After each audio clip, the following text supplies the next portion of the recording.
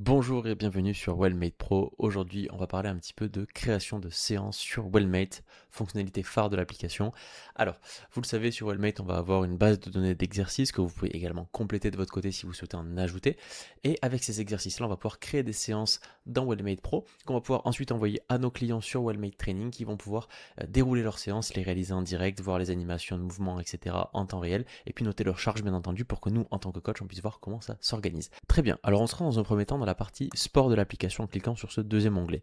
On va ensuite venir cliquer ici sur créer et à ce moment-là on va nous proposer plein de choses, de créer des dossiers, des séances vidéo, des programmes, etc. etc. On va venir cliquer ici sur séance et on va arriver sur un espace vide. Alors espace vide pourquoi? Puisque dans un premier temps on n'a juste pas d'exercice dans notre séance. Alors la première option qu'on va nous proposer c'est bien entendu de venir cliquer ici sur IA. Et donc, quand on clique sur IA, on va avoir une intelligence artificielle qui va tout simplement nous demander ce qu'on veut réaliser comme séance. Vous pouvez lui expliquer les exercices que vous voulez, les charges, la quantité de sets, les circuits, etc., etc. Et ça va tout faire pour vous. Je ne m'embête pas à vous montrer, c'est d'une simplicité infantile. Il vous suffit simplement de décrire votre séance et puis l'IA la réalise pour vous. Ça, c'est une option. Maintenant, si on veut la réaliser, j'ai envie de dire à l'ancienne, on va cliquer ici sur ajouter. Ajouter quoi? Des exercices ou bien des circuits. Alors, on va commencer par les exos pour voir un petit peu comment ça s'organise. Alors là, j'arrive sur la base de données de Wellmate et donc j'ai dans un premier temps tous les exercices que j'ai likés. Donc là, vous voyez, c'est des exercices qui ont été likés, qui sont visibles en premier. Et puis plus je vais descendre, plus je vais tomber sur des exercices classiques, c'est-à-dire des exercices que je n'ai pas likés. Donc n'hésitez pas à liker, à mettre en favori vos exercices que vous voulez retrouver le plus souvent de manière à ne pas perdre de temps si vous les utilisez régulièrement. Alors ensuite, comment ça va se passer? Eh bien, vous allez avoir la possibilité de venir tout simplement cliquer sur les différents exercices que vous voulez ajouter à votre séance. Voilà, vous pouvez en cliquer quelques-uns comme ça. Et puis une fois que vous êtes prêt, vous allez pouvoir cliquer ici sur ajouter les exercices. Avant de cliquer sur ajouter les exercices, j'ai quelques éléments à vous montrer. Ça fait beaucoup d'exos, 2500. Si vous savez ce que vous voulez, vous avez une barre de recherche juste ici qui vous permettra de trouver vos exercices facilement. Mais vous pouvez également cliquer ici sur tous les muscles pour sélectionner les groupes musculaires que vous souhaitez sélectionner, donc n'avoir que les exercices qui comportent ces groupes musculaires-là. Vous pouvez également filtrer par équipement pour voir quels sont les équipements disponibles et donc travailler uniquement avec les exercices qui nécessitent les équipements que vous avez à disposition. Et puis vous pouvez également filtrer par type d'effort et donc si jamais vous souhaitez faire de la calisthénie, de la charge libre, de la haute intensité, etc. Bref, vous pouvez trier les exercices également par catégorie.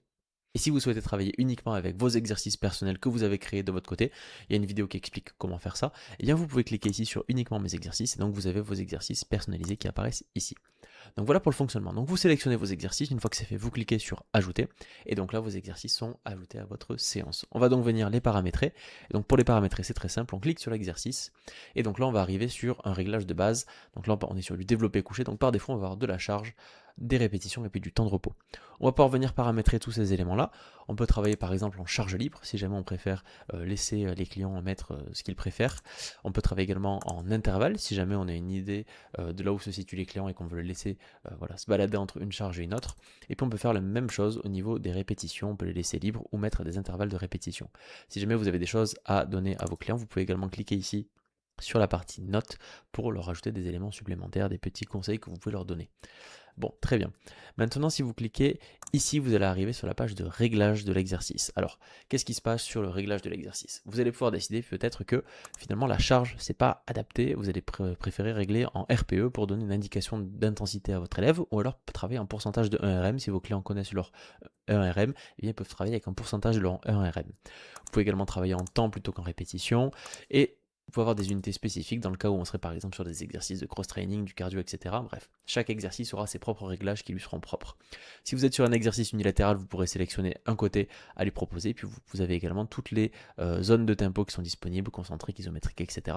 pour créer un tempo et le proposer à vos élèves. Donc voilà pour le fonctionnement et vous pouvez également configurer votre exercice simple en EMOM. Voilà, donc on enregistre les réglages une fois qu'on est content de ce qu'on a fait. On peut ensuite sortir.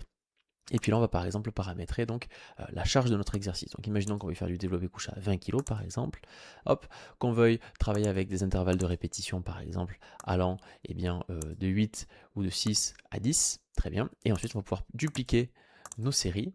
Et là, on a oublié de faire le temps de repos. Alors si on a oublié de faire le temps de repos mais qu'on veut le dupliquer partout, c'est tout à fait possible. Imaginons qu'on veuille faire 2 minutes de temps de repos et puis on peut ici cliquer sur appliquer à toutes les séries et hop, ça va venir appliquer à toutes les autres séries de cet exercice là pour que vous ne perdiez pas de temps.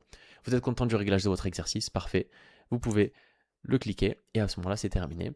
Si le sens de vos exercices ne vous convient pas, vous pouvez également les maintenir appuyés et ensuite venir les déplacer à votre guise dans l'application.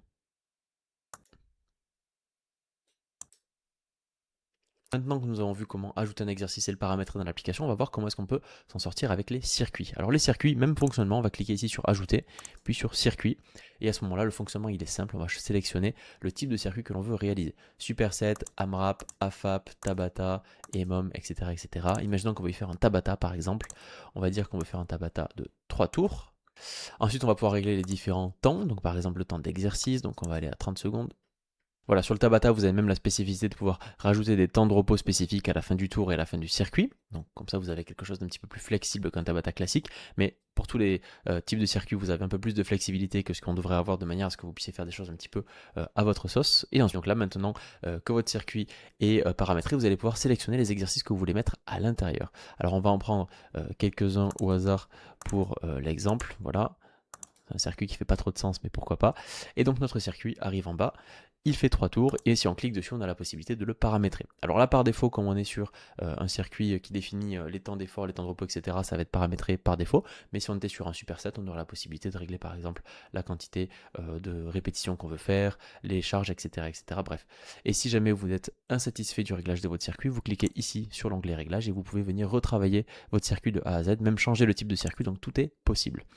Voilà pour ça, vous savez donc maintenant les exercices, les paramétrer, ajouter des circuits, les paramétrer également, mais on peut également dupliquer un exercice ou un circuit. Donc imaginons que ce circuit-là, je vais le mettre au début et à la fin de ma séance, et bien je vais cliquer sur copier, et là je vais avoir la possibilité de le copier à l'endroit que je souhaite, donc je vais l'intercaler entre deux exos, là je vais le mettre au début pour l'exemple, et voilà, ma séance est créée. On n'oublie pas de lui mettre un petit nom avant de démarrer, on va l'appeler séance, également lui mettre une description si c'est pertinent, et puis une fois qu'on est content, on n'a plus qu'à l'enregistrer. Voilà, votre séance est créée, félicitations à vous, il va falloir maintenant l'envoyer. Alors on retrouve donc notre séance test 2 juste ici. Pour l'envoyer, c'est très simple, on va cliquer ici sur le petit avion en papier et on va pouvoir sélectionner les clients à qui on veut l'envoyer. Une fois qu'on les a tous sélectionnés, on clique ici sur les athlètes envoyés. Et alors là, on va avoir une attribution séquentielle, c'est-à-dire qu'on va pouvoir envoyer la séance de manière un petit peu différente à chacun de nos élèves. Manu, je vais pouvoir lui envoyer la séance sur une date unique. Donc typiquement, j'ai envie de lui envoyer ça le 30, je valide, Manu va prendre sa séance le 30, parfait.